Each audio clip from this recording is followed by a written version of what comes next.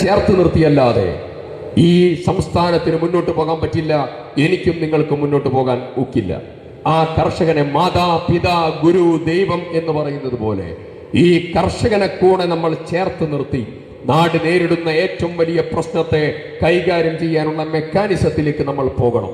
അതിൽ agricultural university മുതൽ research ഓറിയന്റഡായ സയന്റിസ്റ്റുകൾ മുതൽ സാധാരണ കർഷകൻ വരെ അതിലെല്ലാവരെയും കോർത്തിണക്കി ഈ ദൗത്യ നിർവഹണത്തിലേക്ക് നമ്മൾ പോകുന്നു. നമ്മുടെ ആയുർദൈർഘ്യം കൂടുതലാണ്, നമ്മുടെ ഡെത്ത് റേറ്റ് നമ്മുടേത് കുറവാണ്, നമ്മുടെ ജനന നിരക്ക് ബർത്ത് റേറ്റ് കുറവാണ്, നമ്മുടെ ഹൈ മൈഗ്രേഷനാണ്. ലോകത്തിന്റെ വിവിധ ഭാഗങ്ങളിലേക്ക് നമ്മുടെ ചെറുപ്പക്കാരായ കുട്ടികൾ പോവുകയാണ്. ആ കുട്ടികൾ ലോകത്തിന്റെ വിവിധ ഭാഗങ്ങളിലേക്ക് അവർ കടന്നു പോകുമ്പോൾ ലോകത്ത് യുദ്ധവും ശീതസമരത്തെക്കാൾ വലിയതായ യുദ്ധത്തെ അവർ നേരിടുകയാണ്. ആ കുട്ടികൾ ഇന്നല്ലെങ്കിൽ നാളെ തിരിച്ചു വരും, തർക്കം വേണ്ട.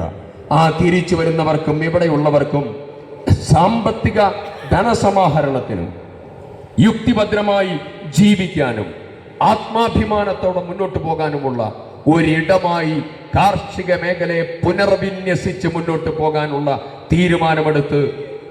തീരുമാനമെടുത്ത് ഈ സർക്കാർ മുന്നോട്ട് പോകുന്നു. ഈ സർക്കാരിനോടൊപ്പം നിങ്ങൾ എല്ലാവരും ഉണ്ടാകണം എന്നുള്ളത് പറയുന്നു. കാർഷിക മേഖലയിലെ ഒരുപാട് പ്രശ്നങ്ങൾ പരിഹരിക്കാനുണ്ട്. ആ പ്രശ്നത്തെ അവധാനതയോടുകൂടി കൈകാര്യം ചെയ്ത് മുന്നോട്ട് പോവുകയാണ്. നിങ്ങളുടെ ഉപദേശ നിർദ്ദേശങ്ങൾ മുഴുവൻ ആ കാര്യത്തിൽ ഉണ്ടാകണം എന്നുള്ളത് കൂടെ പറയുന്നു. ഏതെങ്കിലും സന്ദർഭത്തിൽ